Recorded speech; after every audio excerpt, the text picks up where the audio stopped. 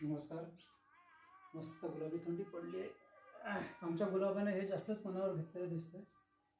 या गुलाबाची फुलं ही 2-3 दिवसाची मी फ्रीजमध्ये साठवून ठेवलेली आहेत आणि आज प्रयत्न करणार आहे त्याचं गुलाब पाणी बनवण्याचा. त्यासाठी हा एक टोप घेतला आहे मोठा आणि त्याच्या झाकण्याचं वरचं हँडल काढून टाकलेलं आहे आणि त्या ठिकाणी हा नटबोल्ट उलटा फिट केलेला आहे.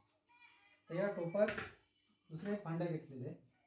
त्या टोपात पाणी भरून या गुलाबाच्या पाकळ्या त्या आपण त्या पाण्यावरती सोडणार आहोत.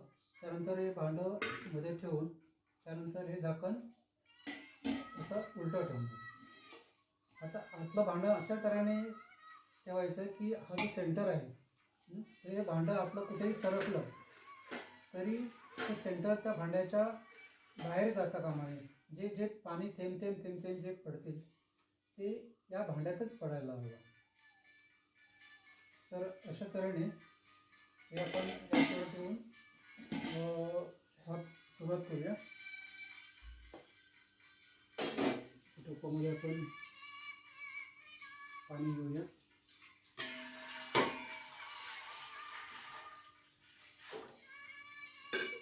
आणि ही गुलाबाची फुलं त्याच्या पाकळ्या वेगळ्या करून आपण त्यात सोडूया.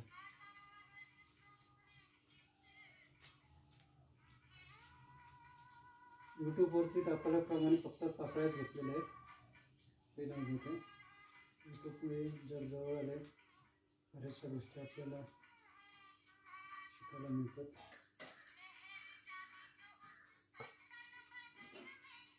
अशा तऱ्हेने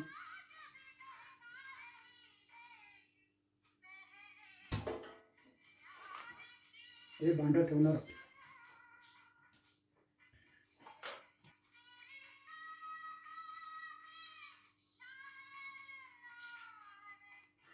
पाणी उकळेल, पाण्याची वाफ होईल आणि ती वाफ या झाकणाला चारी बाजूने चिटकेल आणि त्याचे ते थेंब हे हळूहळू एकत्र होऊन त्या भांड्यात पडतील.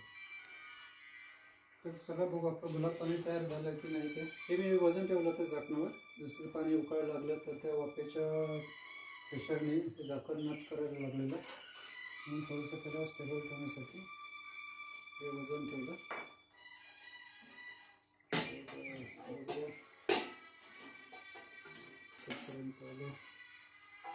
हे बघा हे झाकणाला सगळे जे थेंब दिसते ते सगळं गुलाब पाणी स्वच्छ आणि शुद्ध भांड्यात एकत्र झालेले. क्वांटिटी खूपच कमी दिसते.